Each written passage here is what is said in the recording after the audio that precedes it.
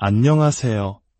지혜의 숲을 거니는 여러분, 혹시 이런 생각해 보신 적 없으신가요? 왜 우리는 수많은 사람들에게 둘러싸여 있고, 소셜미디어 속 수천 명의 친구와 연결되어 있으면서도 때로는 뼛속 깊은 외로움을 느끼는 걸까요? 현대사회의 가장 큰 역설, 바로 연결의 시대에 찾아온 단절입니다. 오늘 우리는 이 고독이라는 감정의 근원을 파헤치기 위해 조금 더 깊고 어쩌면 조금은 불편할 수 있는 지적 탐험을 떠나보려 합니다. 바로 우리 시대의 화두인 나르시시즘이라는 렌즈를 통해 인간의 본성과 외로움의 관계를 재조명해보는 시간입니다. 이 여정을 위해 우리는 나르시시즘 연구 분야에서 가장 독보적이면서도 논쟁적인 목소리를 내고 있는 세계적인 석학, 세마크닌 교수의 이론 속으로 들어가 볼 것입니다. 그의 주장은 때로 우리에게 익숙한 통념을 뒤엎고 인간 존재에 대한 근본적인 질문을 던집니다. 나르시시즘이 외로움을 만드는 것일까요? 아니면 외로움이라는 인간의 근원적 조건이 나르시시즘을 탄생시킨 것일까요? 이 깊이 있는 지혜의 여정을 시작하기에 앞서 잠시 시간을 내어 구독과 좋아요를 눌러주시면 감사하겠습니다. 여러분의 작은 손길 하나하나가 저희가 더 좋은 콘텐츠를 통해 세상의 빛과 지혜를 나누는데 큰 힘이 됩니다. 여러분의 삶에 늘 평온과 통찰이 가득하기를 기원하며 이제 시작하겠습니다. 우리의 이야기는 모든 인간이 가진 가장 근본적이고 논란의 여지없는 사실 하나에서 시작됩니다. 바로 타인에게 보여지고 싶은 욕구입니다. 이 욕구는 갓 태어난 아기 때부터 시작됩니다. 신생아가 세상에 태어나 가장 먼저 하는 일은 무엇일까요? 바로 우는 것입니다. 울음을 통해 자신을 돌봐줄 존재의 관심을 끌어냅니다. 만약 관심을 끄는데 실패한다면 그 아기의 생존은 위태로워집니다. 이처럼 보여지고 싶은 욕구는 단순한 감정이 아니라 생존 그 자체와 직결된 본능입니다. 우리는 타인의 시선을 통해 처음에는 음식과 보호 같은 물리적인 생존을 보장받습니다. 그리고 성장하면서 그 시선은 우리라는 존재 자체를 정의하게 됩니다. 타인의 시선을 통해 우리는 비로소 내가 존재한다는 감각을 얻게 되는 것입니다. 존재감은 결코 당연한 것이 아닙니다. 많은 사람들이 그저 살아있으면 당연히 존재한다고 생각하지만 철학적, 심리학적 관점에서 나라는 존재감, 즉 세상과 나를 구분하는 경계선, 변치 않는 나의 핵심이 있다는 이 느낌은 사실 타인의 시선이 내면화된 결과물입니다. 그리고 우리 생애 최초의 가장 결정적인 시선은 바로 어머니의 시선입니다.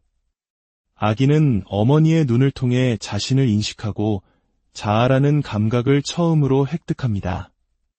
하지만 여기에는 큰 대가가 따릅니다. 바로 트라우마라는 대가입니다. 아기는 어느 순간 깨닫게 됩니다. 내가 어머니의 일부가 아니며 어머니 또한 나의 일부가 아니라는 사실을 말입니다. 어머니가 나와는 분리된 자신만의 생각과 의지를 가진 독립적인 존재라는 사실을 깨닫는 것은 아기에게 엄청난 충격이자 공포입니다. 모든 것을 통제할 수 있었던 완전한 합일의 상태가 깨지는 순간이기 때문입니다. 어머니와 아기가 하나였던 공생의 단계는 불안이 없는 평온한 상태입니다. 하지만 어머니의 시선을 통해 분리를 경험하는 순간 아기는 세상에 홀로 던져진 듯한 불안을 느끼게 됩니다. 이것이 바로 우리가 겪는 생의 첫 외로움입니다. 그리고 이 최초의 트라우마는 평생 우리를 따라다닙니다. 우리가 살아가면서 타인의 시선을 마주할 때마다 우리는 무의식적으로 이 원초적인 분리의 상처를 다시 경험하게 됩니다. 왜 그럴까요? 누군가 나를 바라보는 그 순간 우리는 나는 당신이 아니고 당신은 내가 아님을 가장 선명하게 깨닫게 됩니다.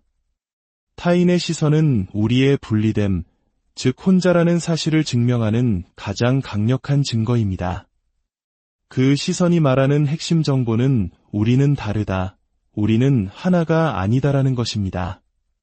이로 인해 우리는 실존적 불안, 즉 근원적인 외로움을 느끼게 됩니다. 사람과 사람 사이에는 결코 건널 수 없는 강이 흐르고 있다는 사실을 직시하게 되는 것이죠.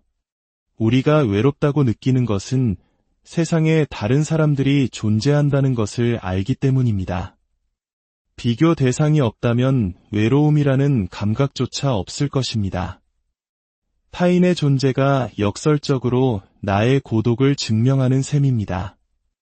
우리 한국 사회에서 남의 시선이나 눈치라는 개념이 얼마나 중요한지를 생각해보면 이 이론은 더욱 흥미롭게 다가옵니다. 우리는 타인의 시선 속에서 자신을 끊임없이 확인하고 평가하며 살아갑니다. 그 시선은 우리에게 안정감을 주기도 하지만 동시에 우리를 고립시키는 가장 큰 원인이 되기도 하는 것입니다. 그렇다면 우리는 왜 이토록 고통스러운 타인의 시선을 갈구하는 걸까요? 그 이유는 이 시선이 비록 우리를 외롭게 할지라도 동시에 우리에게 존재감을 부여하는 유일한 수단이기 때문입니다. 타인의 시선은 우리를 살아있게 하고 우리에게 자아와 세상의 경계를 알려주는 신호등과 같습니다. 그것이 비록 신기루와 같은 허상일지라도 우리는 그 시선 없이는 마치 공기 중에 흩어지는 연기처럼 자신이 사라져 버릴 것 같은 불안을 느낍니다. 시선은 우리 존재를 유지하는 연료이자 음식인 셈입니다. 그리고 이 소중한 연료를 얻기 위해 우리는 기꺼이 비싼 대가를 치릅니다. 그 대가가 바로 사회생활입니다. 와크닌 교수의 관점에서 사회생활은 인간의 자연스러운 상태가 아닙니다. 오히려 불편하고 에너지가 소모되며 수많은 마찰을 감수해야 하는 힘겨운 경험입니다. 우리는 다른 사람들과 시간을 보내는 것을 본능적으로 즐기는 것이 아니라 그들이 가진 나를 정의해주는 시선이라는 독점적인 자원을 얻기 위해 어쩔 수 없이 그들과 어울린다는 것입니다. 마치 필요한 물건을 독점 판매하는 가게에 억지로 찾아가야 하는 것처럼 말이죠. 그런데 약 20년 전 인류 역사상 가장 거대한 혁명이 일어났습니다. 우리는 마침내 인간의 시선과 구별할 수 없는 기계의 시선, 즉 인공적인 시선을 만들어내는 데 성공했습니다. 바로 소셜미디어, 인공지능, 그리고 앞으로 다가올 메타버스 같은 기술들입니다. 이 기술들은 우리에게 타인과의 불편한 교류 없이도, 즉 사회생활이라는 비싼 대가를 치르지 않고도 나를 정의해주는 시선을 무한정으로 공급하기 시작했습니다. 인스타그램의 좋아요 숫자, 유튜브의 조회수, 인공지능 챗봇의 다정한 대답. 이 모든 것이 인간의 시선을 대체하는 강력한 대체제가 된 것입니다. 그 결과는 어땠을까요? 사람들은 놀라울 정도의 기쁨과 열의로 다른 사람들을 포기하기 시작했습니다. 팬데믹 기간 동안 재택근무를 경험한 수많은 사람들이 회사가 다시 사무실로 복구하라고 하자 동료들과 마주치기 싫다는 이유로 직장을 그만둔 사례가 이를 증명합니다. 서구 산업 국가 성인의 40% 이상이 평생 독신으로 사는 것을 선택하고 있으며 25세 미만 젊은이들 사이에서는 연애나 성경험이 없는 비율이 급격히 증가하고 있습니다. 인간이 만든 시선과 기계가 만든 시선 사이에서 인류는 압도적으로 기계의 시선을 선택하고 있는 것입니다. 물론 이러한 선택이 모두 기쁨 속에서 이루어지는 것은 아닐 수 있습니다. 어떤 이들은 어쩔 수 없는 절망감 속에서 기계의 세계로 도피하는 것일지도 모릅니다. 하지만 중요한 것은 이전에는 상상할 수 없었던 혼자일 수 있는 선택지가 생겼고 수많은 사람들이 그 선택지를 향해 움직이고 있다는 사실입니다. 그렇다면 오늘날 우리가 겪는 절망과 고독은 어디에서 오는 걸까요? 와크닌 교수는 그 원인이 연결의 실패가 아니라 판타지의 실패에 있다고 주장합니다. 현대사회는 두 종류의 인간으로 나뉘고 있습니다. 하나는 판타지, 즉 가상의 세계를 능숙하게 구축하고 그 안에서 만족을 얻으며 살아가는 사람들입니다.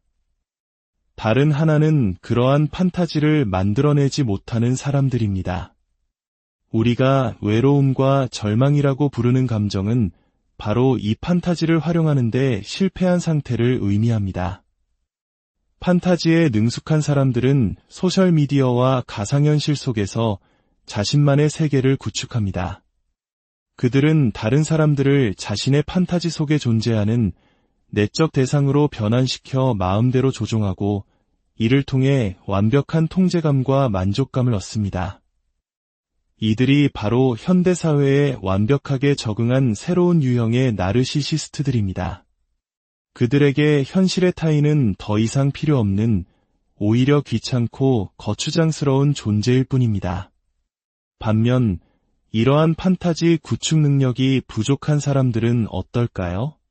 그들은 기계의 시선으로부터 충분한 만족감을 얻지 못합니다. 그렇다고 해서 고통스러운 현실의 인간관계로 돌아갈 수도 없습니다. 그들은 이쪽에도 저쪽에도 속하지 못한 채 자신을 정의해줄 시선을 찾아 헤매는 고립된 존재가 되어버립니다. 그들의 절망은 사람들과 연결되지 못해서가 아니라 연결하지 않고도 살아갈 수 있는 대체 판타지를 만들지 못했기 때문에 발생하는 것입니다. 결국 이 이론에 따르면 인간은 본성적으로 타인으로부터 독립하여 홀로 있기를 갈망하는 존재입니다. 인류의 역사는 다른 사람과의 상호작용을 최소화하고 어떻게든 자급자족하며 살아남기 위한 기술 발전의 역사였다는 것입니다. 그리고 마침내 현대 기술이 그 오랜 꿈을 실현시켜준 것입니다. 그렇다면 우리가 흔히 말하는 집단주의 문화, 나보다 우리를 강조하는 사회는 어떻게 설명할 수 있을까요? 마크닌 교수는 그것이야말로 나르시시즘의 궁극적인 형태라고 말합니다. 우리라는 거대한 공유 판타지 속에 모든 개인이 녹아들어 서로가 서로에게 내적 대상이 되어버린 상태라는 것입니다. 그것은 진정한 연결이 아니라 거대한 유아독존적 자기애의 발현일 뿐입니다. 이러한 관점에서 볼 때 현대 기술이 우리를 고독하게 만드는 것은 단순한 부작용이나 오류가 아닙니다. 그것은 기술에 내장된 핵심적인 기능입니다. 생각해 보십시오. 소셜미디어 기업의 비즈니스 모델은 우리가 화면에 더 오래 머물도록 하는 것에 기반합니다. 만약 우리가 다른 사람들과 친밀한 시간을 보낸다면 그들의 수익은 줄어듭니다. 따라서 그들은 우리가 혼자가 되기를 원합니다. 그들이 만든 알고리즘은 의도적으로 분노, 증오, 두려움과 같은 부정적인 감정을 증폭시킵니다. 왜냐하면 이러한 감정들은 우리를 다른 사람들과 멀어지게 하고 더욱 화면에 몰두하게 만들기 때문입니다. 기술은 우리에게 혼자가 될 수 있는 힘과 자유를 주었고 우리는 기꺼이 그 선택을 했습니다. 이제 외로움은 하나의 거대한 산업이 되었고 우리는 모두 그 시스템의 참여자가 되었습니다. 물론 이 모든 것이 샘 와크닌이라는 한 학자의 시각일 뿐 유일한 진실은 아닐 것입니다.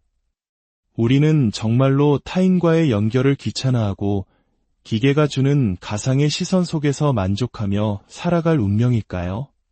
아니면 이 거대한 흐름에 맞서 불편함과 상처를 감수하더라도 진정한 연결을 찾아 나설 수 있을까요? 오늘 우리는 인간 본성의 가장 깊은 곳, 그 고독의 근원을 탐험해 보았습니다. 타인의 시선에서 시작된 자아, 그 시선이 주는 필연적인 외로움, 그리고 그 외로움으로부터 벗어나기 위한 인류의 오랜 투쟁과 기술의 역설까지. 다음 시간에는 이 논의를 더욱 깊이 파고들어 현대 서구 사회의 영성주의와 나르시시즘의 관계, 그리고 우리를 형성하는 거대한 시스템의 이면에 대해 더욱 자세히 이야기해 보겠습니다. 다음 이야기로 다시 찾아뵐 때까지 여러분의 마음에 깊은 사색과 평화가 함께하기를 바랍니다.